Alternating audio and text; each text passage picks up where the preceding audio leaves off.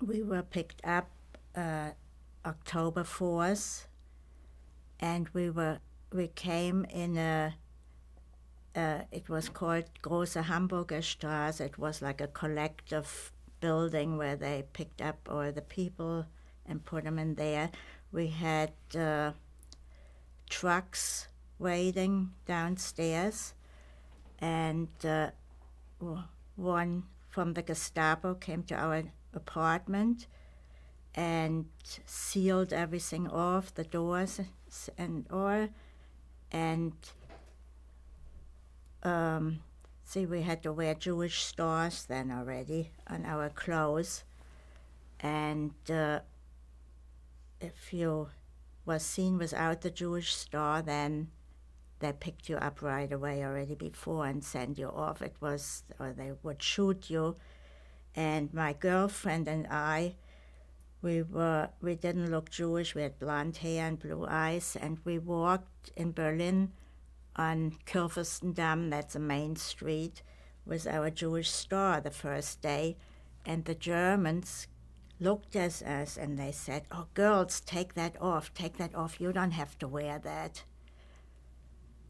And were those civilian people yes, who said that? Yes, on the street, because, you know, like I said, we were blonde and blue-eyed and we didn't look Jewish when we were kids. So, yeah, we came on trucks. We were loaded on trucks downstairs, and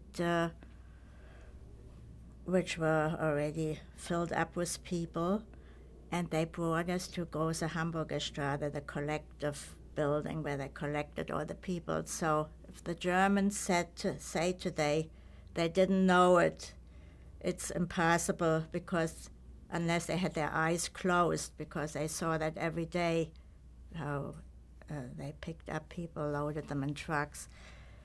And we stayed in that collective building, I think 2 days. And it was overcrowded, and then they took us in trucks to the railroad station in Berlin.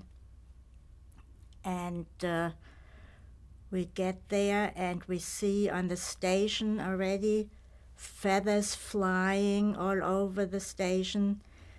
They cut the Gestapo, they cut everything open, the pillows, blankets, right on the station, all over, feathers flying. And they announced through a microphone, whoever has any gold or jewelry or money or anything valuable, they still have a chance to give it in, but they're coming around with hats to the different compartments of the train, and you can hand it in, but if anything is found on you, you get shot right here on the station. So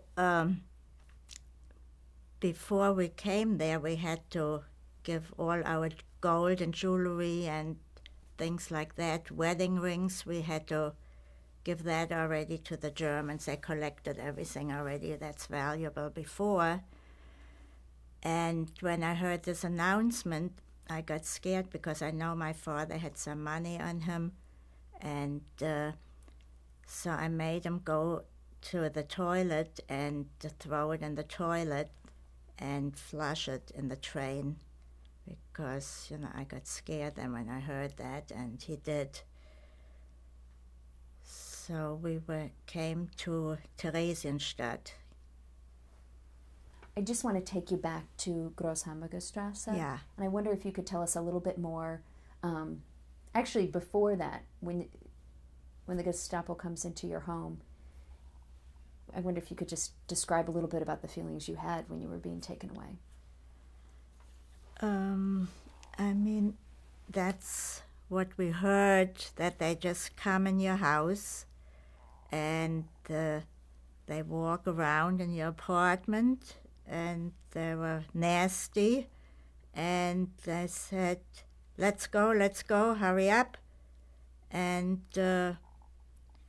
we had to leave. We just were able to take like a roll with our blanket and pillow along, and so they sealed the doors up because we had it said Jew on the door. You know, the apartments, you had to put Jew on the outside already of the door. And they sealed it up and they brought us downstairs, my father and myself. When you say sealed up? Yeah, the locks were sealed, like nobody could get into, out. That's what they did, yeah. And then Große Hamburger Straße, all I remember is there were hundreds of people there. It was very crowded, and you was just waiting around there. And we spent like 1 or 2 nights there, and they brought us some sandwiches to eat, and we were just waiting around there. Were there other people, friends of yours were there, neighborhood? No, I don't. Friends? No, I don't think so. Did just you know a lot anyone of people. else? I guess we knew some other people that were there at the same time, but usually not, because they had transports going every day from Berlin, and, always new people they picked up. So I don't remember anybody that I knew. Do you have any exchanges there that you remember with other folks? Conversations? No, I mean, you talked with people there, but I don't think I knew anybody before from there.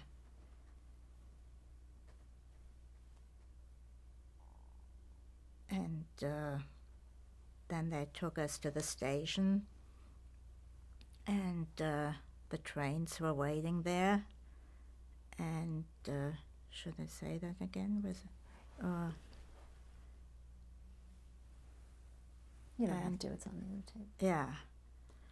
And then the train took off. You left off with the train that your father had just yes. them in. And then they came around. The Gestapo came around with hats in each compartment, and the hat was filled already with money and jewelry that people gave in still. And because everybody was afraid to be shot right there if they found something on you. Did your father keep anything that you know of? No, I don't think so.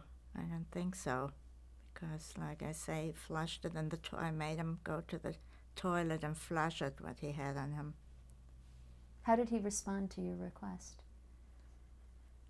Yeah, he did it because he saw I was scared, and I guess everybody was scared that time. And we came to Theresienstadt. Can you talk about the train ride from the station to Theresienstadt? It was a regular train that we came from Berlin. And I don't remember how long it took, probably a day. And we got out there, and it was called Bauschowitz, the station. And from Bauschowitz we had to walk with our roll, with our blanket and pillow, and to Theresienstadt, which was about, I would say, a couple of miles from the station Bauschowitz. Later on, the train went right to Theresienstadt, that people didn't have to walk anymore.